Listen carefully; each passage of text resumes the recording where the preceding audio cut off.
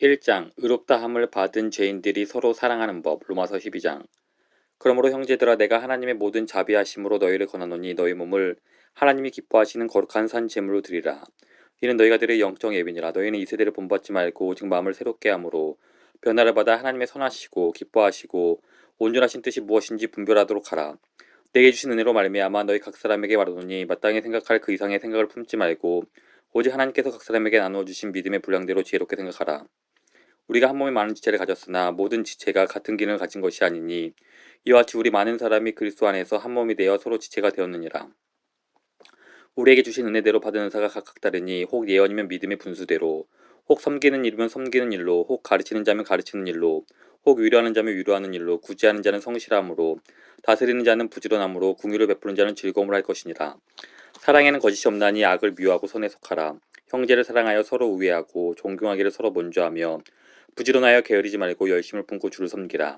소망 중에 즐거워하며 환난 중에 참으며 기도에 항상 힘쓰며 성도들의 쓸 것을 공급하며 손 대접하기를 힘쓰라. 너희를 박해하는 자를 축복하라. 축복하고 저주하지 말라. 즐거워하는 자들과 함께 즐거워하고 우는 자들과 함께 울라. 서로 마음을 같이하며 높은 데 마음을 두지 말고 도리어 낮은 데 처하며 스스로 지혜 있는 채 하지 말라. 아무에게도 악을 악으로 갚지 말고 모든 사람 앞에서 선한 일을 도모하라. 할 수 있거든 너희로서는 모든 사람과 더불어 화목하라. 내 사랑하는 자들아, 너희가 친히 원수를 갚지 말고 하나님의 진노하심에 맡기라. 기록되었으되 원수 갚는 것이 내게 있으니 내가 갚으리라고 주께서 말씀하시니라. 내 원수가 줄이거든 먹이고 목마르거든 마시게 하라. 그리함으로 내가 숯불을 그 머리에 쌓아놓으리라. 악에게 지지 말고 선으로 악을 이기라. 너희 몸을 하나님께 드리라. 로마서 6장 13절에서 바울은 또한 너희 지체를 불의의 무기로 죄에게 내주지 말고 오직 너희 자신을 죽은 자 가운데서 다시 살아난 자같이 하나님께 드리며 너희 지체를 의의 무기로 하나님께 드리려고 말합니다. 여기서 내주다 드리다라는 단어에 주목하십시오. 너희 지체를 죄에게 내주지 말라. 지체라는 단어에게도 주목하십시오. 또한 우리 자체를 누구에게 내주어야 하는지도 주목하십시오. 너희 지체를 의의 무기로 하나님께 드리라. 이 세 단어를 유념하면서 로마서 12장 1절을 보겠습니다. 그러므로 형제들아, 내가 하나님의 모든 자비하심으로 너희를 권하노니 너희 몸을 하나님이 기뻐하시는 거룩한 산 제물로 드리라. 이는 너희가 드릴 영적 예배니라. 여기서도 이 단어들을 동일하게 사용되었다는 것은 무엇을 의미합니까? 바울이 6장에서 시작한 내용을 이제 12장에서 좀 더 구체적으로 다룬다는 의미입니다. 두 장 모두 의롭다함을 받은 사람들이 살아가는 방식은 어떠한지, 또한 은혜를 더하게 하려고 계속 죄를 지을 수 없는 이유는 무엇인지에 대해 말하고 있습니다. 6장은 왜 계속 죄를 짓지 않는지에 대한 깊고 영적인 이유를 말하고 12장은 실제로 매일 그렇게 살 수 있는 방법에 대해 말합니다. 실제로 관계를 맺고 살아가는 삶, 이런 이유로 6장의 확장판이라고 할 수 있는 12장에서 의롭다 여김받은 죄인들이 실제로 관계를 맺고 살아가는 삶에 대해 다뤄보려고 합니다. 제목은 의롭다함을 받은 죄인들이 서로 사랑하는 법이라고 정했습니다. 12장을 통해 그리스도인이라서 어떻게 관계를 맺고 살아야 하는지에 대해 몇 가지 놀라운 사실들을 알아보고 소그룹 활동을 통해 그 원리들을 실천할 수 있도록 돕고자 이 설교를 준비했습니다. 제가 여기서 사용한 서로스라는 단어는 이미 여기 계신 분들 혹은 지인들이나 그리스도인에 국한된 것이 아닙니다. 아직 우리 교회나 소그룹에 속하지 않았지만 또는 아직 믿음이 없지만 앞으로 지체가 될 분들도 염두에 두고 사용한 단어입니다.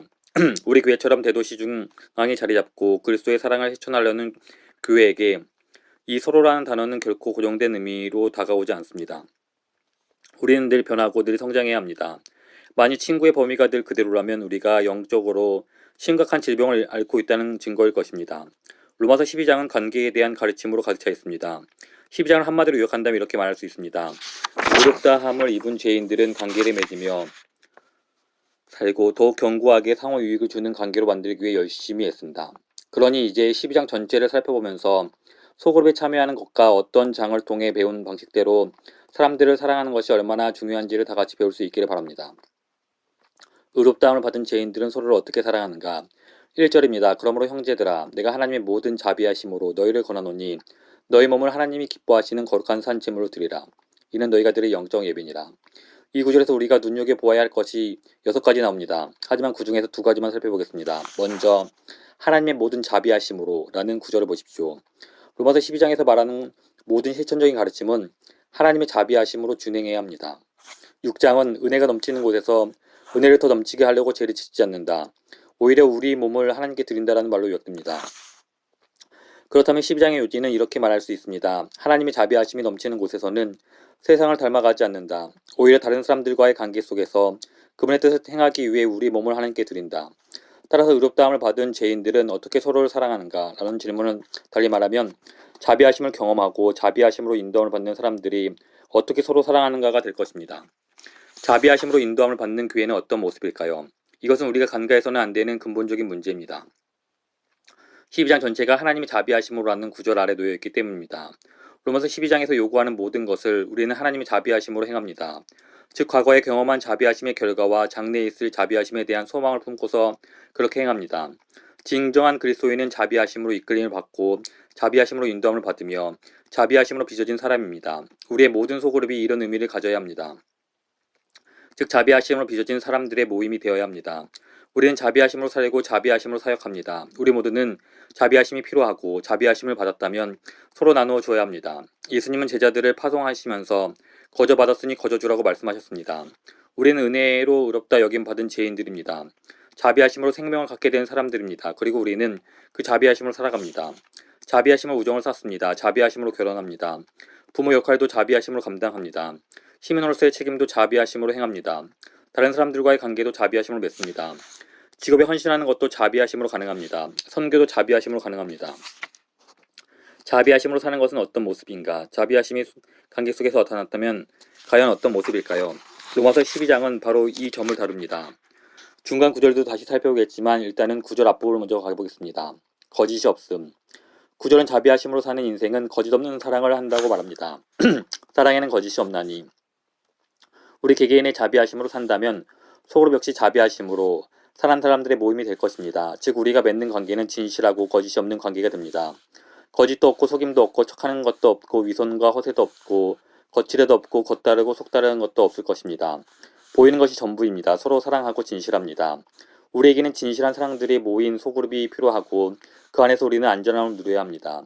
우리가 가면을 쓰는 두 가지 이유가 있습니다. 먼저 하나님의 자비하심 안에서 만족할 줄 모르고 사람들이 나를 어떻게 생각할지를 두려워하기 때문입니다. 모든 것을 만족시키는 하나님의 값진 자비하심이 내면에 채워져 있지 않기 때문에 다른 사람의 인정을 받기 위해 자신을 부풀어야만 합니다. 그 수단으로 사람들이 인정할 만한 가면을 찾아 쓰게 됩니다. 이것이 우리가 위선적인 모습을 취하는 첫 번째 이유입니다. 또 다른 이유는 자신의 약점이나 실패를 솔직히 드러낼 때 사람들이 자비를 베풀 것이라고 믿지 않기 때문입니다. 다른 사람들이 우리에게 자비를 베풀지 말지는 사실 우리에게 전혀 중요하지 않습니다. 하나님이 우리를 위하시는데 누가 우리를 대적할 수 있겠습니까? 하지만 세상에 나가서는 옳고 그름을 두려워합니다. 이것이 현실입니다. 그래서 우리는 서로에게 자비를 베풀어야 합니다. 소그룹이나 주일학교 같이 식사를 하면서 나누는 대화에서 자비를 베풀고 안전함을 느낄 수 있어야 합니다. 거부당할 것에 대한 두려움, 소문이 퍼질 것에 대한 두려움, 차별이나 편견에 대한 두려움을 느끼지 않도록 해야 합니다. 그래서 바울은 9절에서 사랑에는 거짓이 없느니 라고 말하면서 적어도 두 가지를 요청한다고 있습니다. 하나는 하나님의 자비하심 아래에서 만족하라는 것입니다. 그래야 사람들의 인정을 받으려고 하거나 누군가를 치켜세우는 말을 하지 않게 됩니다. 하나님의 자비하심으로 인정을 받으려는 욕구에서 자유로워지십시오. 바울이 요청하는 다른 한 가지는 자신이 경험한 자비하심을 바탕으로 다른 사람에게도 자비를 베풀라는 것입니다. 하나님의 자비하심에 만족한다면 굳이 서로 자비를 베풀 필요가 없지 않느냐고 할지도 모릅니다. 하지만 그렇지 않습니다. 그것은 하나님이 원하시는 교회의 모습이 아닙니다. 우리는 오히려 이렇게 말해야 합니다. 서로에게서 하나님이 베푸시는 자비하심을 보고 그분 안에서 만족하도록 서로에게 더 많은 자비를 베푸시다. 이것이 하나님이 만드신 교회의 모습입니다. 우리는 먼저 완성된 존재가 된 다음에 교회나 소그룹에 속하는 것이 아닙니다. 오히려 교회에 들어와 자비하심으로 이끌림 받는 의롭다 여김받은 죄인들과 교제하면서 완성된 존재가 되어가는 것입니다. 그런 다음에는 나가서 세상에 그 모습을 보여줍니다. 관계에 대한 이야기를 훌륭한 가르침들을 오늘 이 자리에서 일일이 자세히 다룰 수는 없으므로 그중 몇 가지만 더 살펴보겠습니다. 더욱 우애하고 존경함 10절입니다. 형제를 사랑하여 서로 우애하고 존경하기를 서로 먼저 하며 관계를 맺을 때는 서로에 대한 우애와 존경이 점점 더해져야 합니다. 2,000명에게 똑같이 그렇게 할 수는 없습니다. 이것을 실천하려면 좀 더 작은 모임이어야 합니다. 형제 사랑이나 헌신은 감정 없는 행동들이 아닙니다. 마치 가족이 서로에게 갖는 애정과도 같습니다. 이런 가족 사랑을 경험하는 장이 되어야 합니다. 청년, 노인, 기혼자, 미혼자, 부자, 가난한 자, 민족적 배경이 다른 사람들, 이들과 서로 가족이 되십시오. 예수님 우리가 그분을 따를 때 이런 일이 일어날 거라고 100배나 많은 형제와 자매, 엄마와 자녀들을 갖게 될 거라고 말씀하셨습니다. 그리고 다른 것으로 존경이 있습니다. 10절 후반부입니다. 존경하기를 서로 먼저 하며 그렇습니다. 가족 간의 끈끈함과 사랑이 날로 더해져야만 하지만 친밀감과 애정만이 관계를 맺는 유일한 방법은 아닙니다. 모든 인간은 하나님의 형상으로 창조되었기에 존엄합니다. 소그룹에서 가장 가난한 사람도 똑같이 존중받아야 합니다. 하지만 인간의 존엄을 죄로 인해 너무나 왜곡되었어요. 라는 생각이 든다면 여러분 로마서 12장 처음에 나온 말씀을 벌써 잃어버린 것입니다. 하나님의 자비하심으로 그렇게 하시길 권합니다. 서로 존경하십시오. 하나님의 자비하심은 하나님 모든 인간에 부여하신 존엄함에 침투한 결점들을 덮어주어 친밀함과 존경으로 사람들을 대할 수 있게 합니다. 필요를 채우고 대접함. 13절입니다. 성도들의 쓸 것을 공급하며 우리의 사랑은 실제적이어야 합니다. 다른 사람의 필요를 채워주는 사랑이어야 합니다. 금요일 저녁에 제 차가 멈춰버려 정비소로 견인되었습니다. 하지만 저는 집에서 차를 고치고 싶었습니다. 이 일 외에 토요일에 디자이어링 갓 세미나에 참석하셨던 67분이 도와주셨습니다. 한 분은 앞에서 줄을 끌고 나머지 분들을 밀면서 차를 워싱턴가에서 6번 가까이 옮겼습니다. 이것이 의롭다 여김받을 죄인들이 서로 사랑하는 방법입니다. 이것이 자비하심을 경험한 소그룹 모임이 서로에게 베풀 수 있는 사랑입니다. 13절 후반부는 손 대접하기를 힘쓰라고 말합니다. 바울의 관심 범위가 얼마나 넓은지 보이십니까? 로마서 1장에서 5장에서의 칭의와 원지의 높이와 깊이에 대해 다루더니 여기서는 가장 일반적이고 흔하게 실천되는 손님 대접에 대해 말합니다. 우리의 집은 개방되어 있습니까? 독신자 여러분, 여러분은 결혼한 사람들과 친구들을 위해 식사를 대접하십니까? 기혼자 여러분, 여러분은 독신자들과 노약자들, 장년층들에게 관심을 기울이십니까? 토요일 저녁에 손님을 대접할 준비를 하고 하나님께 주일날 새 신자를 만나 그들을 식사에 초대할 수 있게 해달라고 기도하십니까? 악을 손으로 갚음. 로마서 12장은 악을 악으로 갚지 말고 오히려 자신을 박해한 사람들을 축복하며 할 수 있는 한 모든 사람과 화목하기 위해 최선을 다하라고 강조합니다. 14절입니다. 너희를 박해하는 자를 축복하라. 축복하고 저주하지 말라. 17절입니다. 아무에게도 악을 악으로 갚지 말고 모든 사람 앞에서 선한 일을 도모하라. 18절입니다. 할 수 있거든 너희로서는 모든 사람과 더불어 화목하라. 21절입니다. 악에게 지지 말고 손으로 악을 이기라. 우리를 나쁘게 대하는 사람들을 선하게 대하라고 이렇게까지 강조하는 이유가 무엇입니까? 그것이 바로 자비가 의미하는 것이기 때문입니다. 그것이 자비입니다.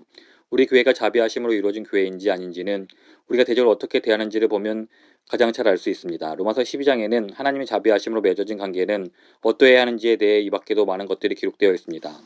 그리스도 안에서 이제 로마서 12장 4, 5절로 돌아가 한 가지를 살펴보면서 말씀 맺으려고 합니다. 우리가 한 몸에 많은 지체를 가졌으나 모든 지체가 같은 기능을 가진 것이 아니니 이와 같이 우리 많은 사람이 그리스도 안에서 한 몸이 되어 서로 지체가 되었느니라. 5절에서 그리스도 안에서 한 몸이 되어라는 표현에 주목하십시오. 그리스도 안에서라는 말은 우리로 하여금 하나님의 의를 소유하여 의롭다 여김 받도록 해준 그리스도와의 연합과 지체들을 한 몸이 되게 해준 연합이 같은 분에 의해 이루어졌다는 의미입니다. 로마서 8장 1절은 그러므로 이제 그리스도 예수 안에 있는 자에게는 결코 정죄함이 없나니 라고 말합니다. 따라서 그리스도 안에서 우리의 정죄는 사라지고 우리는 의롭다함을 얻습니다. 그리고 바울은 여기서 이렇게 말합니다. 이와 같이 우리 많은 사람이 그리스도 안에서 한 몸이 되어 따라서 그리스도 안에서 우리는 의롭다 여김 받고 그리스도 안에서 하나가 됩니다. 왜냐하면 그곳 그리스도 안은 자비하심이 있는 곳이기 때문입니다. 그리스도가 아니었다면 우리는 모든 소망을 잃고 아무것도 이루어지지 못했을 것입니다. 의롭다함을 얻을 수 없고 받아들여질 수 없고 구원받을 수 없고 용서받을 수도 없습니다. 또한 그리스도가 아니었다면 우리는 자비하심이 넘치는 사귐을 누릴 수도 없습니다. 그리스도 없이는 의로움도 없습니다. 그리스도 없이는 교회도 없습니다. 그러므로 의롭다함을 받은 죄인들은 하나님이 제정하시고 그리스도가 창조하시고 자비하심으로 함께 부름받아 세워진 교회, 즉 그리스도의 몸으로서 서로를 사랑합니다. 따라서 교회의 소그룹 모임들은 자비하심을 경험한 사람들의 만남이 되어야 합니다. 우리 모두가 그러한 소그룹의 일원이 되기를 기도합니다.